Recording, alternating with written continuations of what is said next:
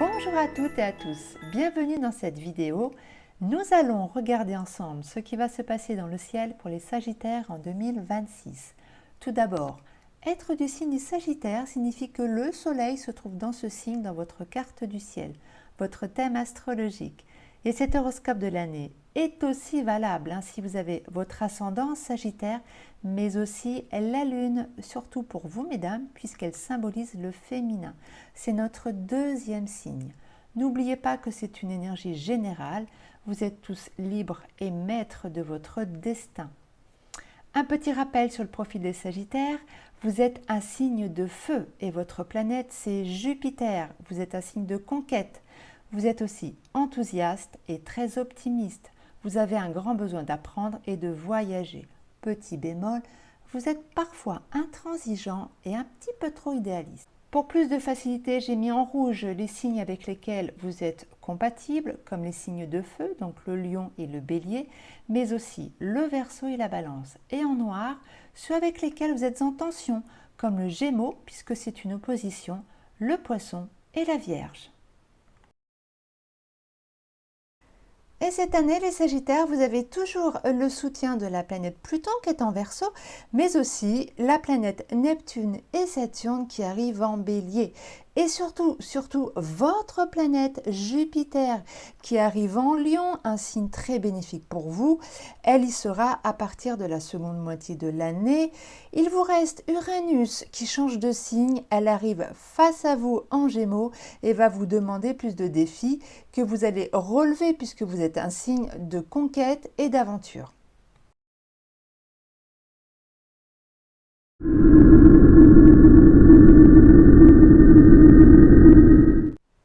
Pluton est la plus petite, mais la plus puissante de tout le système solaire. Elle fait le tour du zodiaque à environ 250 ans.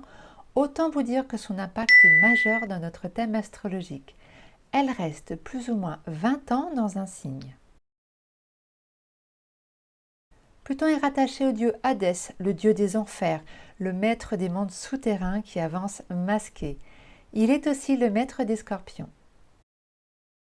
C'est une planète de crise et de métamorphose. Elle agit en profondeur et nous pousse à une évolution radicale, parfois douloureuse mais nécessaire.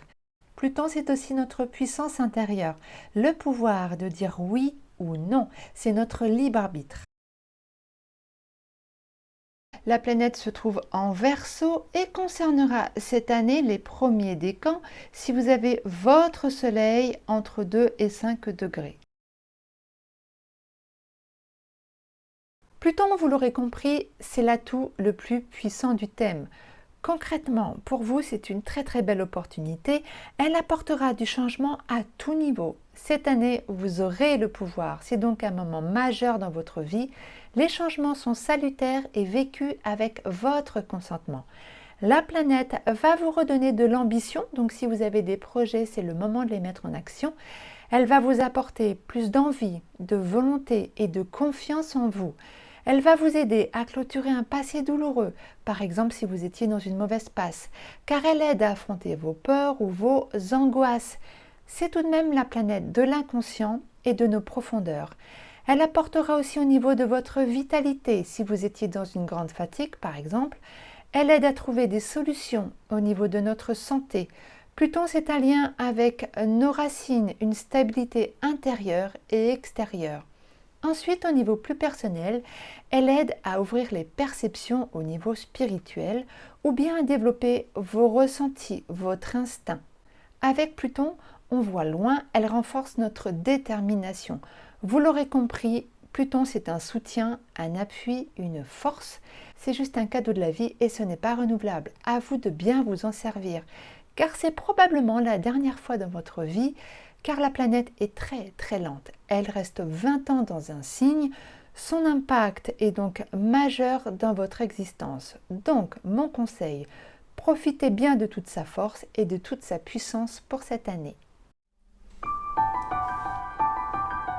Neptune est une planète lente et donc collective. Elle fait le tour du zodiaque en plus ou moins 170 ans.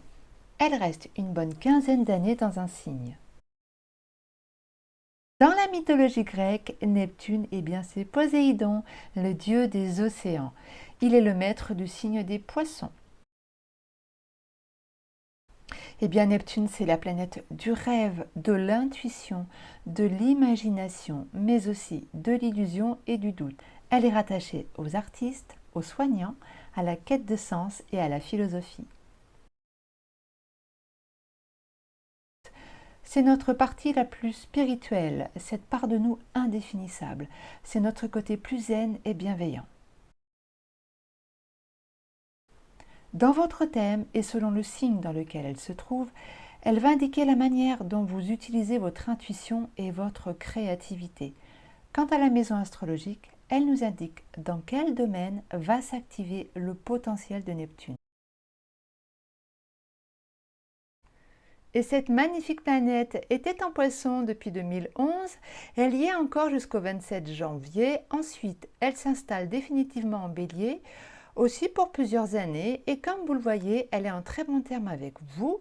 Et cette année, ce seront les premiers décans du début de signe qui seront concernés, surtout si vous avez votre soleil entre 0 et 4 degrés. Neptune est une planète qui apporte plus de douceur, de paix, de bienveillance à l'intérieur de soi, mais aussi à l'extérieur. Elle apporte un autre regard sur le monde avec plus de fraternité, d'humanisme et d'ouverture d'esprit. Par exemple, elle aide aux réconciliations, aux retrouvailles, à la paix, au partage avec vos proches. C'est aussi une énergie qui va activer votre intuition puisqu'elle aide à se connecter à notre partie la plus subtile. Donc, si vous êtes dans les énergies ou bien médium, elle va booster vos ressentis, voire les amplifier.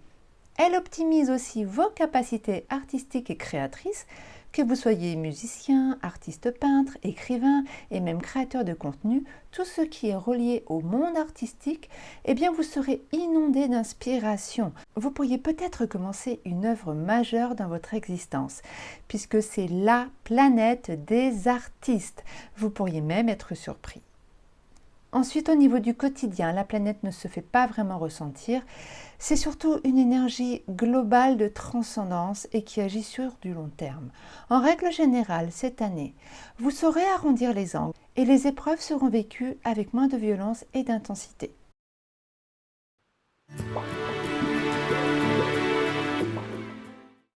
Uranus est une planète lente, donc collective. Elle fait le tour du zodiaque en plus ou moins 84 ans.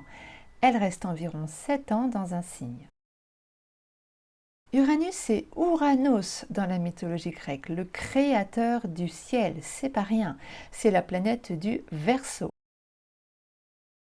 Eh bien, Uranus symbolise la révolution, la liberté, l'innovation, le changement soudain. Elle demande à chacun de retrouver sa souveraineté, de nous imposer et d'oser être soi-même. La planète Uranus va donc arriver en Gémeaux à partir du 26 avril pour plusieurs années. Le Gémeaux est un signe en tension avec le vôtre. Elle concernera, en tout cas pour cette année, les premiers décans si vous avez votre soleil entre 0 et 5 degrés. La planète Uranus, qui n'est pas en bon terme avec votre soleil, va toucher votre vie sociale, votre rapport aux autres, votre vie professionnelle si vous en avez une, mais c'est surtout votre manière de briller et la planète apportera une énergie assez puissante. Donc pour vous, cette année, vous aurez la sensation d'être contraint, d'avoir des frustrations, de ne pas pouvoir agir comme vous le souhaitez, de vous retrouver dans des situations qui vous enferment. Donc ça peut être soit un mouvement intérieur, comme un ressenti, comme cela pourrait aussi se projeter à l'extérieur. Comme par exemple avoir de nouvelles responsabilités qui vous incombent et ne vous correspondent pas du tout. Uranus, vous l'aurez compris, ce sont les changements imprévus et les bouleversements. Donc, pour cette année en tout cas, évitez de prendre des décisions trop radicales. Prenez le temps de peser le pour et le contre. Saturne est une planète lente et donc elle a un impact au niveau du collectif. Elle fait le tour du zodiaque en plus ou moins 30 ans et reste 2 ans dans un signe. Eh bien Saturne, ou Chronos dans la mythologie gréco-romaine, c'est le père de Zeus, Jupiter. Et cela indique bien cette notion d'autorité. C'est la planète du Capricorne. Saturne, c'est le maître du temps, de la fin des cycles. Il impose de la lenteur, de la maturité et de la responsabilité. C'est une planète d'autorité en lien avec nos peurs et le passé. La planète du temps est encore en Poisson et concernera les troisièmes décans de la toute fin de signe si vous avez votre soleil entre 26 et 29 degrés. Elle peut encore vous freiner dans vos élans, mais enfin c'est terminé. Elle change de signe pour arriver en bélier. C'est un véritable soulagement, un cycle de 2 ans qui se termine et qui vous a bien alourdi. Pour certains, ce fut une véritable épreuve. Vous allez enfin respirer et vous détacher de la pesanteur de Saturne qui a pu vous immobiliser. Donc, attendez encore jusqu'à la mi-février et enfin un nouveau souffle va arriver.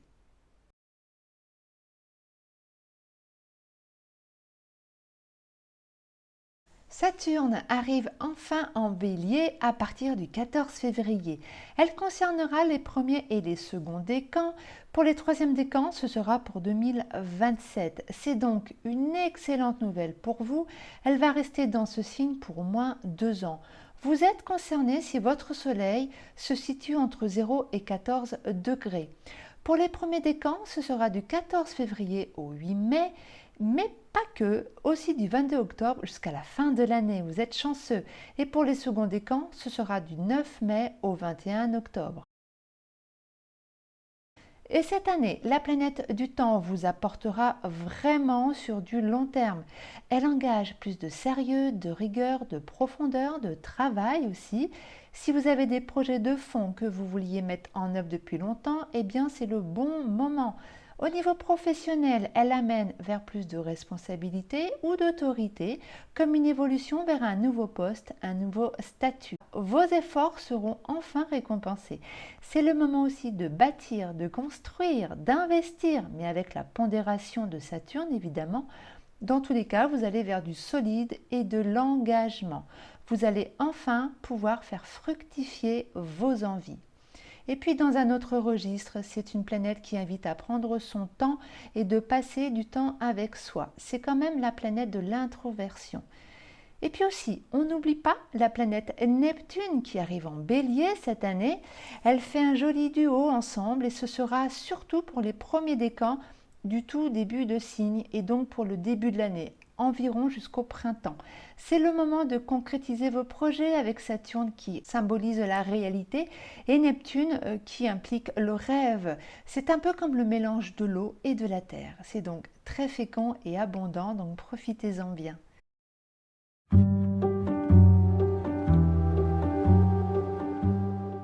Jupiter en astronomie est une énorme planète considérée comme un second soleil. Elle est donc en astrologie en relation étroite avec notre ego. Elle fait le tour du zodiaque en plus ou moins 12 ans et reste une année dans un signe. Eh bien, Jupiter est représenté par Zeus, tout simplement le grand dieu grec. Elle apporte donc la notion de grandeur d'ego et d'expansion. C'est la planète du Sagittaire. Jupiter est souvent appelée la grande bénéfique, car elle symbolise la chance, la croissance, l'expansion et l'excès. Et Jupiter, la planète de la chance, eh bien c'est votre planète les Sagittaires.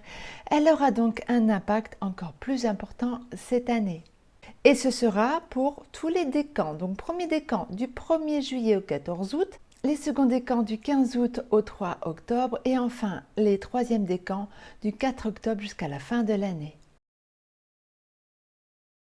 La planète va vous redonner le sourire et de la brillance car elle est en Lion, un signe plein de charme, de vigueur, de force et de créativité. Elle va aussi vous apporter des occasions favorables, à vous de les saisir. L'énergie de cette belle planète va vous aider à ouvrir les portes du succès, elle renforcera votre détermination, votre engagement, elle invite à croire en ses rêves, si bien sûr ils sont pas trop loin de votre réalité, car Jupiter peut aussi vous enflammer, donc faites quand même très attention, à vous de bien utiliser son potentiel. Elle agit à tout niveau, mais surtout par rapport à votre propre réalisation, qu'elle soit personnelle ou bien professionnelle. Par exemple, si vous recherchez un emploi, elle peut déclencher un tournant important, ou bien si vous envisagez un nouveau poste, vous avez le feu vert, mais celui-ci demandera de l'exigence. Vous l'aurez compris, Jupiter apporte de l'évolution, surtout de l'expansion, l'envie de voyager, mais aussi de briller, de séduire, d'avoir de nouvelles opportunités et des responsabilités aussi. C'est la planète du succès et des honneurs. Et en Lion, eh bien c'est le jackpot. Elle est aussi très positive au niveau administratif et juridique. Et puis, dans un autre registre, elle est très bénéfique pour les finances. Attention tout de même à l'excès, donc à vos dépenses. Vous l'aurez compris, c'est une belle énergie pleine de joie, de gaieté, d'optimisme. C'est toujours des moments d'ouverture à ne pas rater.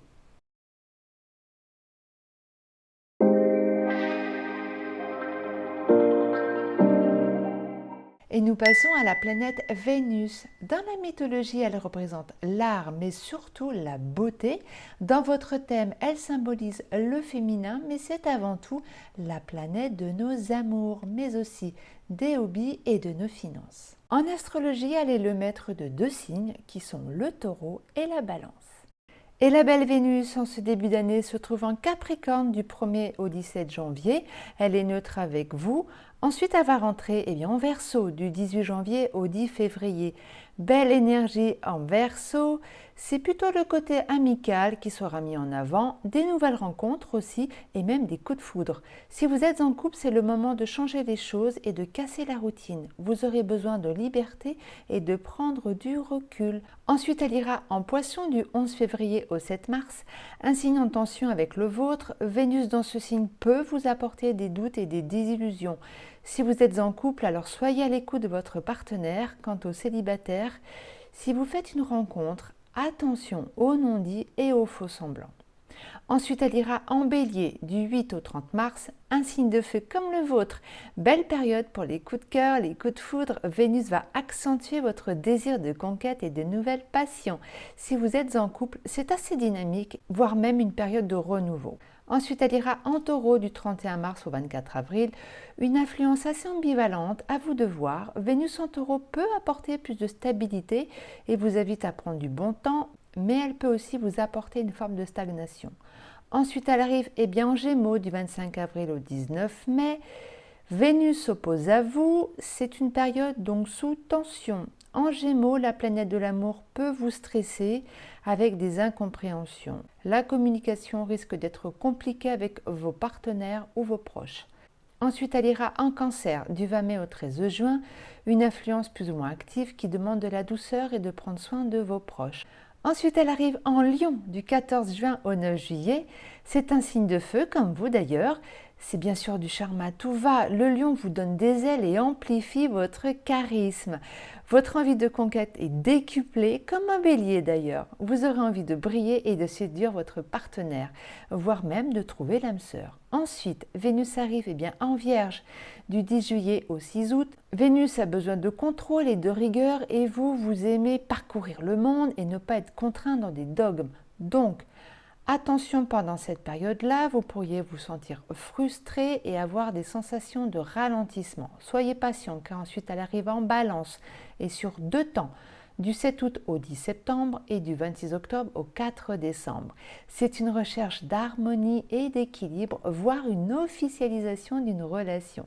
Et puis ensuite, elle termine sa course en Scorpion du 11 septembre au 25 octobre et à partir du 5 décembre jusqu'à la fin de l'année.